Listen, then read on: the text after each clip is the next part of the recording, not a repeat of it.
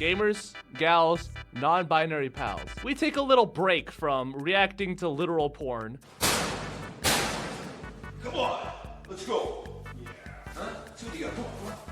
In order to react to even worse content. That's right, Yu-Gi-Oh content. Farfa posted a video about 2 hours ago. Competitive Yu-Gi-Oh players are furious. All of a sudden, everyone was like, oh, Snake Eye's such a fun, interesting deck. We gotta have this cool back and forth dynamic. I've been saying for months, this deck sucks to play against. But all of a sudden, everybody comes crawling back. And that's because I only speak the truest of takes. So, let's jerk ourselves off while we see how our point is justified from 3 to 6 months ago.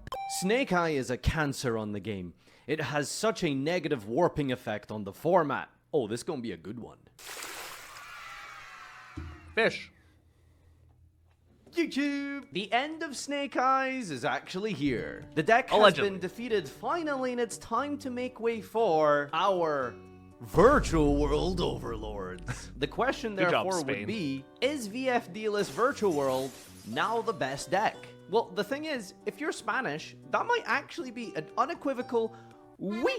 This may sound like a dumb question, but does Europe have any Spanish-speaking countries? YCS Indianapolis has just concluded, and we have one of the most diverse formats never. Before we get into the body of today's discussion, which, I suppose we could start with the positives. There's not many, but there's some. Paulo Goncalves has picked up his Brazil! 4th major We did event it! win, and boy, did he really give us a thoughtful, in-depth, and very eloquent explanation and analysis of his preparation and lead up to this tournament. Brazil! Ah, thanks, Paulo. Unironically, thank you, Paulo. I was hypothetically running side bets for YCS indie outcomes, and one of the bets I put out was Wife Beater LeBlanc versus the field, and I was offering 10-to-1 odds on that. So, if you don't know what that means, it means that if you put in $100, you would get 10x return if Chris LeBlanc won the YCS. And when I looked at that finals, I was a little terrified. But God bless, Paulo pulled through, open cross out, truly a GOAT, truly the greatest Brazilian to ever do it. And thank you for saving me thousands of dollars. What is he like? Allegedly. Brazil mentioned. So, naturally, despite this amazing accomplishment, deck-wise, the community is furious once again. I mean, to be fair, we're always mad. You think there's anything to be happy about when you've got Skill Drain in one format, Maxi in the other, Fenrir in both of them, and Block Dragon in none of them? Indianapolis was filled with Block Dragon. interesting plays. We saw double Puppet Lock on stream. I mean, branded players are just trolling themselves at this point. But we also did see one of the most hype plays we've ever witnessed during a YCS final. Cross out Designator on Skill Drain. Look at how happy Jesse looks. Look at how happy Cotton looks to be like, wow, sure, outplayed him there. Drain. This format really is just grown men throwing staples at each other. I mean, come on. Look at this very real feature match that definitely happened. All right, so before we get into the main body of today's discussion, let's do a little bit of quick housekeeping. We're hosting a Table 500 this Friday, which, as you know, information will ever last card standing. Right, let's get into today's discussion. Number 1, let's look at some of the reactions and discourse online surrounding YCS Indianapolis and the Snake Eye meta. Number 2, we'll talk about the potential lead up to the diverse metagame we could have maybe potentially have had, but then Snake Eye decided to ruin it. And number 3, we'll look at some of the takeaways, conclusions that we can draw from YCS Indianapolis, as well as some closing thoughts on the format, metagame, and tier 0 from myself. Please fix this dog shit format. Well, I mean, at least he's being honest. I just really don't understand how anyone can be so mean about this. I mean, just try be constructive. Try stay calm. Don't let your emotions get ahead of you. And just... No, it was never about giving constructive feedback. It was never about which format is better than which. It was always about hating, and I'm the biggest hater. Constructive feedback where necessary. Because, I mean, I would never do that. Look at this fucking garbage! Fix your game! Fix your game! Good game, Alright, guys. so we led with Jesse's tweet here, and let's discuss what exactly he's yapping about.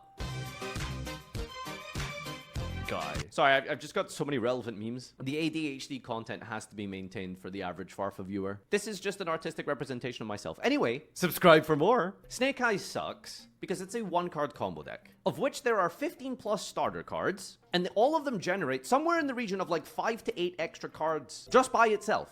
Outside of the pure raw card advantage you get, plus the 3 or 4 actual real disruptions you maintain, not including your hand traps, with the ability and follow-up to do all of it again on the next turn if you don't kill them that turn, and even maintaining the ability to go into a grind game. That's actually the most frustrating part about Snake Eye, is that breaking the Snake Eye board isn't like impossible. Stopping the Snake Eye player isn't impossible. The frustrating part about playing against Snake Eye is that deck top decks like nobody's business. Even if you interrupt them, you know for a fact that if they just like pass, they've got like 12 hand traps just waiting in the wings for you. As well as the fact that this deck's follow-up is so fucking AIDS. Like Princess Engrave, having like every Snake Eye name engraved. The main issue with Snake Eye is just it forces people to play this lose-lose scenario of I'm gonna have to play a deck that has a tiny ass engine and 18 to 21 non-engine slots just to be able to play this game. Otherwise, Snake Eye is just able to too consistently get off to the races. And it forces the metagame into a weird pushing point where you can only play decks that are able to play through like 2+ hand traps or are able to ignore those hand traps entirely. That's why like Salamangreat's seeing this kind of resurgence because it trades extremely well with these 1-to-1 hand traps where Snake Eye kind of struggles. Like Snake Eye is a very powerful deck, but it's got a very weak engine, and in regards to that, that's why we're kind of in this weird shitty predicament. Because your deck is 15 starters, 1-card combos, what else do you do with that deck building space? Well, you just play 20 defensive cards because you just have the room. 15 hand traps, crossouts, and a talent or two, a couple of engine requirements, and boom, that's a 40-card deck list, which is basically unbeatable outside of the mirror, and against Rogue, it feels like cross-ban list. It's genuinely like bringing 2 different decks from 2 different generations of the game. It's night and day. Rogue players who haven't quit the game yet, I mean, just 07 to you boys. There's been a best deck of all time contender every year for like probably the last 4 years in a row now, by the way. So it's particularly egregious because we just constantly get a new tier 0 deck, and this format was people so are just getting sick of it. It becomes a little bit impossible to discuss tier 0 and talk about the best decks of all time without, of course, mentioning tier Ishizu. Tier Ishizu really has become the barometer and measurement and standard for which we measure and discuss power in Yu-Gi-Oh! Now, there's been a lot of discussion online about tier Ishizu on social media because it's just the natural comparison. The difference, one would argue here, is that tier Ishizu mirror matches were kind of decent. Snake Eye mirror matches can sometimes feel like comparing hands and who has the better starter extender combinations with hand traps. That's 100% true, actually. As much shit as I like to give in regards to like tier Ishizu being so obscenely broken versus anything that wasn't the mirror match was actually like relatively fair, because when people solved like quote unquote solved tier Ishizu deck building, people kind of figured out that like the deck was almost 40 cards of pure engine, and the mirror match is like relatively dynamic in that sense, and there's not many like sack cards. But in regards to Snake Eye, it is actually sack card supreme. Skill drain here, cross out here, 20 hand traps here, Among Us there. Playing skill drain is so lame. Skill drain unfortunately just is that card where it's like, well, kinda have to. It beats every other deck and your deck can just play under it. It's like Pearly playing Summon Limit. It's not like a card you like, but it's a card that you have to play because you know your deck literally can't do anything otherwise. Like what a shit format. But the reality is that it is far less interactive than some of the other better mirror matches we've had historically. Going as far back as Dragon Rulers, Necros, Zodiacs somewhat recently, and of course, Tier Limit most recently. All of these were tier 0 decks that were very fun to play, sometimes against, maybe not so much, but at least against each other, they've been pretty decent mirror matches, which is why I think people are really upset about this. Even competitive players, and especially non-competitive / rogue like casual players, everyone is suffering right now. That's really the biggest takeaway from this, is this isn't really enjoyable or benefiting anyone. But to be fair, Jesse could be wrong. Okay, guys, but with all due respect, how are you not prepared for Snake Eyes at this point? Thanks, Herman. It's a little ridiculous to not have a well-thought-out plan when entering a tournament. By the way, Herman won a Nationals, I think, with fucking Melodious Pure. My favorite pro player by a fucking country mile is Herman Hansen. This man will just play so much random dog shit and just do so well. I love Herman. I'm blown away. Potentially the worst feature matches in the history of time. I saw hand traps get chucked on the board and a crossout getting activated, causing a person to scoop. E-ban OSS. Build a time machine and take me back to power the elements. Something. Anything. Just ban OSS? You either ban OSS, Oak, or Flamberge. OSS you arguably don't even need. Flamberge is probably the correct hit because Flamberge gives you way too much follow-up and it gives you way too much hand trap protection. Like the reason they say like Nibiru is quote unquote not even that good versus Snake Eye is because if the Snake Eye player opens a hand where they don't need the OSS search, then they're able to just scale the Flamberge with their Divine Temple and you just want to shoot yourself because you're like, well, even if I Nibiru them, they just link off into like Hina or something, or they link off into IP Masquerada and then you just lose. It's so fucking shitty.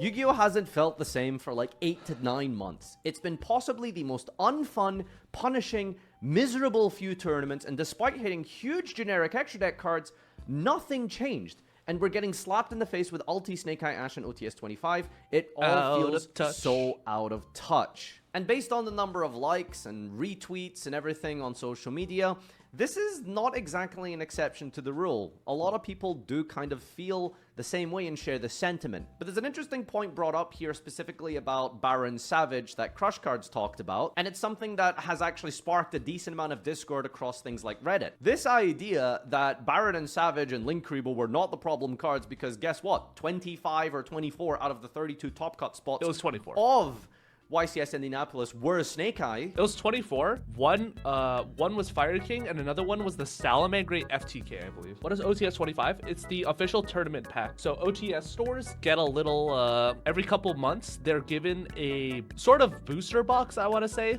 of what are called OTS packs, and those are supposed to be like your tournament entry. They're kind of like championship packs, if you remember them from like Shonen Jump era.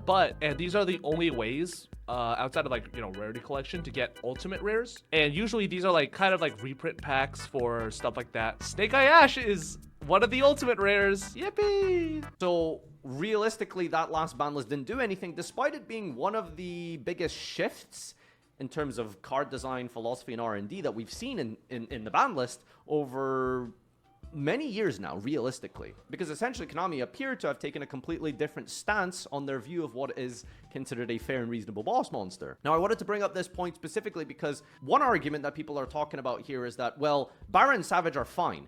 Linkreeble's okay. They should come back because clearly that's not the issue with Snake Eye.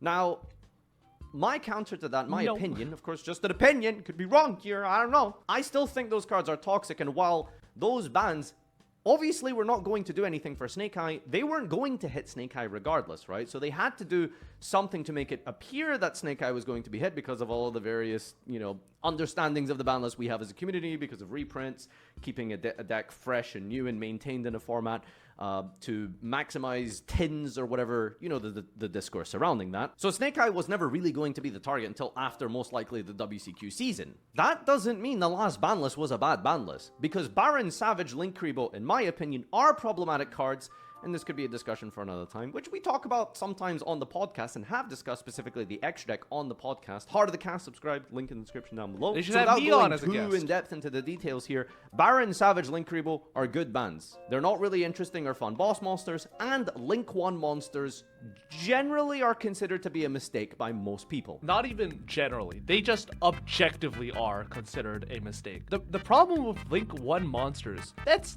just cheating. There is nothing interesting in regards to Link 1 monsters. You're just turning a monster into another monster. You're just straight up cheating. You could just turn a bad monster or a spent monster into a utility monster. And that's just like so unfair. Like Anima and Linkreeble are just so fucking silly. Just an opinion, you might agree or disagree, and then I don't want to get into the details here, but I just want to point out that, yeah, the last ban list I don't think really was supposed to hit Snake Eye in a sense. It was just a shift in boss monster design. And I think that was a good shift in boss monster design. Some people have been copium saying it'll be an emergency ban list. Emergency ban list? We're long past that point. An emergency ban list would have been like 1 or 2 weeks after an event. Like 1 or 2 weeks after Raleigh, that would be time for an emergency ban list. This is not that time anymore. We're long past it. It's already too late.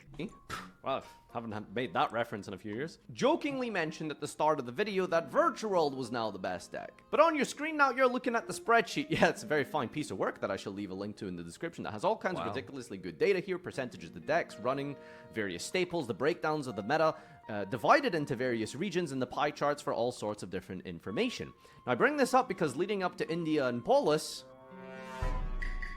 Sorry, I have to maintain the Farfa viewer watch time. In some countries, it was actually looking like Snake Eye wasn't even the best deck. We saw some top cut breakdowns, for example, where Tenpai was more represented even. And there was a genuine hope from the community last week leading up to the final YCS of the season. Perhaps Snake Eye was potentially falling off a little bit. Is it possible that because these YCSs primarily took part in countries with lower GDPs, that the conversion rate for a relatively expensive deck like Snake Eye might have been lower relative to a higher GDP nation like America? Is Spain really the apex of competitive Yu-Gi-Oh? Or is their player base a little bit skewed because the minimum wage there per month is like $1,000? Like, holy shit, Spain, please pick up a VTubing model. And the meta was adapting slowly and surely as we saw decks like Melodious win an entire national championship. Top cuts were actually primarily Tenpai in some countries. But no, not even close. I mean, just look at this pie chart, for God's sake. Yeah, one Labyrinth deck out of top 8. And then further than that in top 4, the Labyrinth deck lost. Armpit! Woman! Minimum wage in Romania is $400, but I thought I could buy the Andrew Tate Hustler University course and buy a Bugatti. I could buy 10 Bugattis with my McDonald's wage. 4 Snake Eye at YCS Indianapolis. Deck lists were all basically the same. There's nothing to cook anymore. This deck is so solved. It's so dull and, for all intents and purposes, is boring and not a fun format anymore. Thoughts and prayers on this? Well, I've given my opinions on a couple of aspects already, specifically with the last ban list and how I think that was maybe one of the more important things I wanted to bring up because we have had this same discussion over and over again quite a number of times with regards to the viability of Tier 0. Is it good? Is it bad? Should it be a thing? But regardless of where you stand in that discussion and whatever your opinion is, overall, right now, the majority opinion across the entire spectrum of Yu-Gi-Oh players, from top tier competitive all the way down to the rogue casual players, no one is really having fun right now. Without using the strong words of Jesse Cotton, to tell you the truth,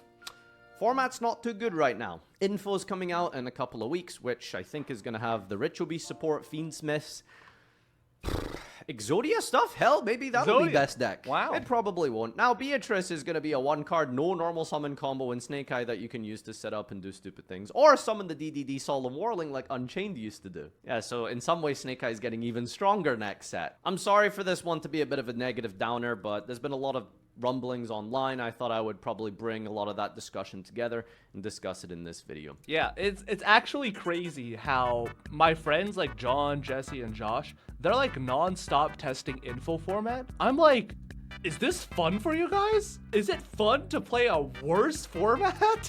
They were non-stop testing like Fiendsmith Tier or like Fiendsmith Snake Eye or like Fiendsmith Unchained. I'm like, this isn't any different. This is just a different flavor of like dipshit combo deck. Like, how do you guys enjoy this? This isn't Yu-Gi-Oh. I play Yu-Gi-Oh, like me personally. I play this game so that other people don't have fun. Am I a psychopath? Probably. I played this game to see the light in my opponent's eyes turn from a glimmer into a glaze when I normal summon in a Mono Iwado, or I activate the Tenpai Field spell. I want my opponents to suffer, but I don't want to be bored in that process. I don't want to have to look at a Snake Eye hand and be like, wow, we open Ash, Dia Bellstar, and 3 hand traps.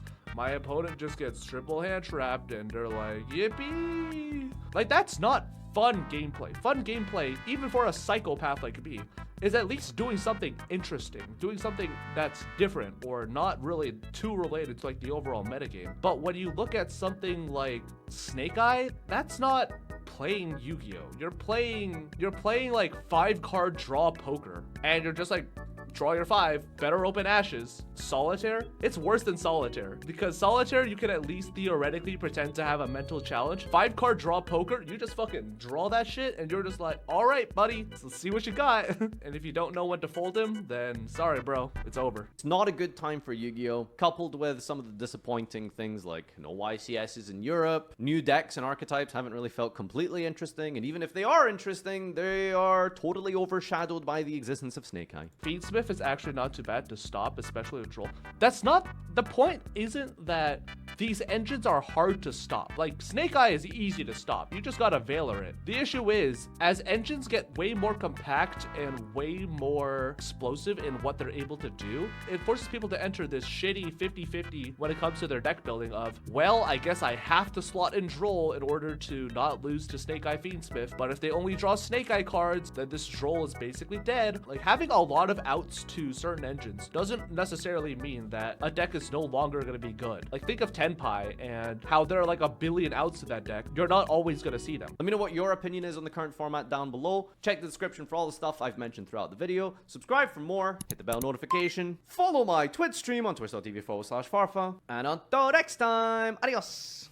Damn, man, this shit sucks. It does. It really does. Let me know what your guys' thoughts on the format are down below. Spoilers, it all sucks. But yeah, I will see you guys in the next video.